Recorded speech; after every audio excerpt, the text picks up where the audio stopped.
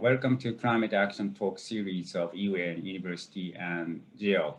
GEOC is Global Environmental Outreach Center. My name is Akio Takemoto, and I'm Program Head at UNU Institute for the Advanced Study of Sustainability, UNUIS. GEOC conducts a series of talks inviting experts on climate change from various fields across the world. Today, we are honored to invite Dr. Mao Hak, Director of the Department of Climate Change at the General Secretariat of the National Council for Sustainable Development of Cambodia. Thank you very much for joining us today online. Dr. Mao, first, thank you so much for participating in our side event in Glasgow entitled Carbon Neutrality and SDGs. First, could you introduce yourself, including your time in Japan? The floor is yours.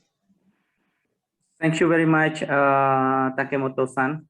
Good afternoon, colleague. It is my great pleasure to be invited for today's discussion. I'm Hak Mao, Director of the Department of Climate Change, General Directorate of Policy and Strategy, former General Secretariat of the National Council for Sustainable Development of the Ministry of Environment of Cambodia. I graduated my bachelor degree on forestry science 2004 and my master on marine environment and ocean management in 2008 in Sweden. And I graduated my PhD from Japan, Kyoto University, 2015. My first experience in Japan in 2009. It was the first time that I joined clean development mechanism training with support from JICA. And I have cooperation continuously from 2011 with IHS through Low Carbon Research Institute and National Institute on Environment Study of Japan. And from then, yeah, we have continuous cooperation until I got a chance to study over there, and then keep cooperating until now. Thank you. Yeah, thank you very much. It's very nice to see you again since we met in Japan when I was at the Ministry of Environment Japan, and also as the Director of Asia Pacific Network for Global Change Research. So, yeah, so I'm very pleased that you're in a position to lead the climate change policy in your country. So it's very nice. And also I'm very happy to meet you in Glasgow at COP26 and invite you to this event to listen to your actions for an ambitious climate change action in your country. So in terms of COP26, yeah, there was lots of things happened in a COVID-19 pandemic. So I hope that you're safely back to your country. I know there's a big outcome on the successful, completion of work for the Paris Agreement rulebook in Glasgow. So, could you please share your reflections on COP26 and what did you observe was different in this COP compared to the past ones? So in particular, the COP26 was held after 2 years. In 2020, there was a cancellation due to this pandemic. So I think there you had a lot of reflections from the COP. So the floor is yours. Thank you. Thank you very much once again, Takemoto-san. I will try my best to capture some important point that COP26 achieved. I would say that specifically COP26, one of the PT COP meeting, I would say, after COP25, meaning that the world planned to organize COP26 in 2020. Unfortunately, COVID-19 pandemic could not be happened. However, 2021 become another earmark for the world that we could organize COP26 even during the COVID-19 pandemic. I think it is a success story that the event could be organized, and a lot of delegates joined, including Cambodia delegates. And luckily, all Cambodia delegates returned home safely, and no one positive with COVID. I think it is because of our, I would say that vaccination is very important that our government provided to the people. And of course, we follow the guidelines from Ministry of Health that we need to be careful all the time. So I think it's a very success story. We observe that a lot of commitment made by country and corporations during the COP26. On this, we see that climate change is now clearly at the center of global political and economic agendas. It is a component in many future negotiations, we would say, including even trade agreement, investment decision from multinational companies who has made major commitment at COP26. I would say that the commitment is very substantial, both government and even private sectors. Mm-hmm. And what we have noted events during the COP26, we also organize World Leader Summit. I think it is the first time for me that I observe this kind of important meeting to pave the way for the follow-up negotiations. The COP26 also produced some outcome. We can see that Glasgow Climate Pact also is very important decision from the COP26 that covers science and agencies, adaptation finance, mitigation, finance, technology transfer, capacity building for both mitigation and adaptation, loss and damage, and so on. And of course, I won't go detail for each activities, but I would say that it is common sense for almost every COP meeting and decision to cover all the sector.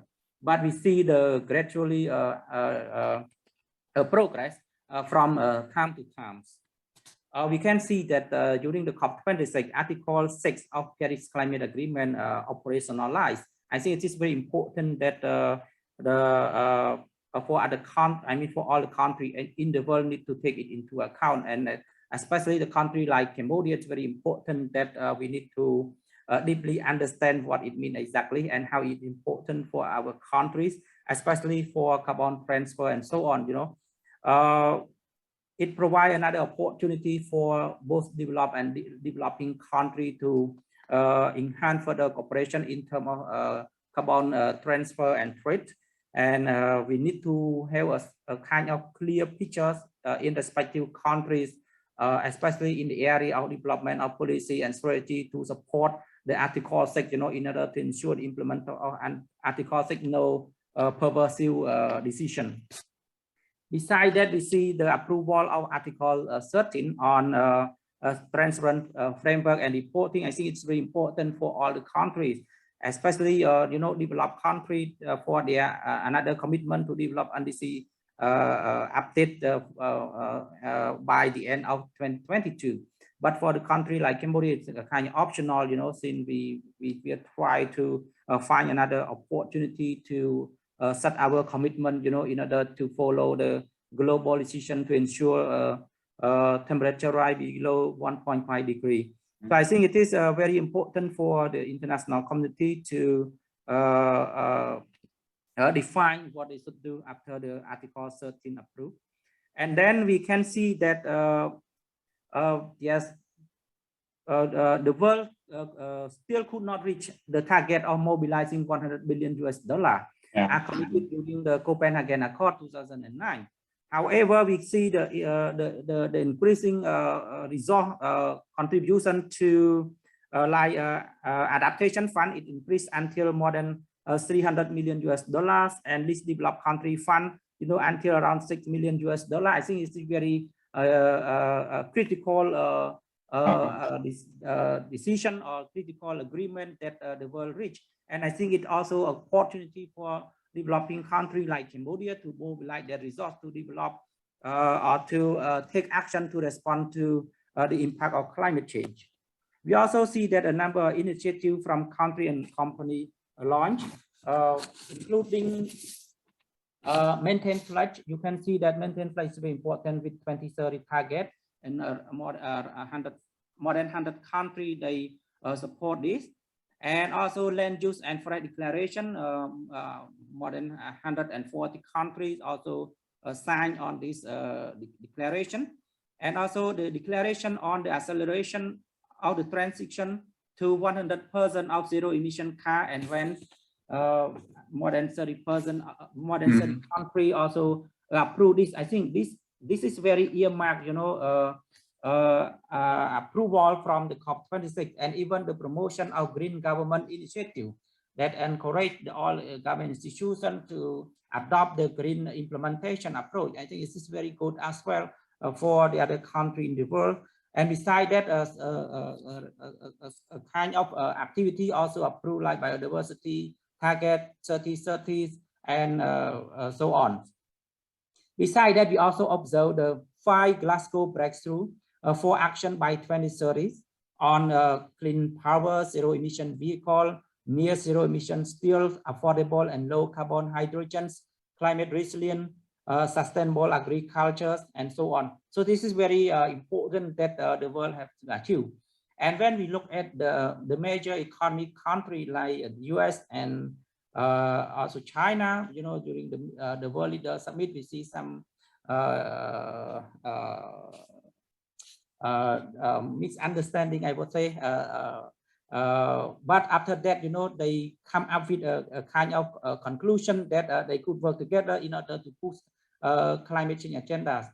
I mean, maybe they need time to consider before they make a decision, but they show very positive, you know, and after that they still explore the opportunity to work together for the sake of the world, you know, in order to respond to the adverse impact of climate change. So I think this is what we observe from the COP26, and we are really happy as the member of United Nations Framework Convention on Climate Change that we have substantially progressed even during the COVID-19 pandemic. And we have a hope that the world can agree with their resource mobilization, like $100 billion commitment, increasing the transfer of technology. You know, I think we agree that right now climate change becomes climate crisis that we need to address. You know, this is a crisis, not just a change.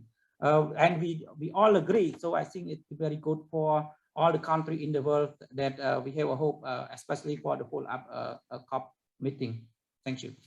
Yeah, thank you so much, Dr. Haq, for your comprehensive and detailed explanation on the outcome of COP26. Among them, I'm particularly impressed by your assessment on the outcomes, such as you know, strong commitment by the world leaders of not only the countries, the governments, but also the private sectors. And also there are many, you know, coalitions to address, to implement their own actions, you know, through the multi-stakeholder partnership.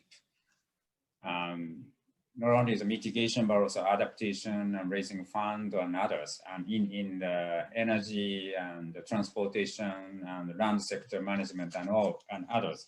So then I'm happy that you see that you evaluate the outcome on the, you know, fundraising to some extent, but of course we still need more finance, but on the outcome on the you know, additional finance to climate change adaptation related funds, such as adaptation fund and LDCF, supporting LDC countries, including your country. Then, so yeah, that reminds me that you know, these financial mechanisms are deeply related to the you know, carbon market mechanisms. Then for information, our agency, UNU, United Nations Universities, particular UNU headquarters and UNU IAS, our institute based in Tokyo, had a carbon offset. Then we offset by and giving the resources, financial resources to the adaptation fund. So our emission from our own activities be utilized for supporting adaptation action and the adaptation fund. And in such a way, so, you know, Article 6 of Paris Agreement on the carbon credit mechanism can be further developed as a result of COP26. So I know that maybe you can introduce in more detail, but you are implementing the REDD+ projects to promote forest management projects that will contribute to the reduction of greenhouse gases. So I'm very pleased that in such a way our institute can collaborate with your government in the future.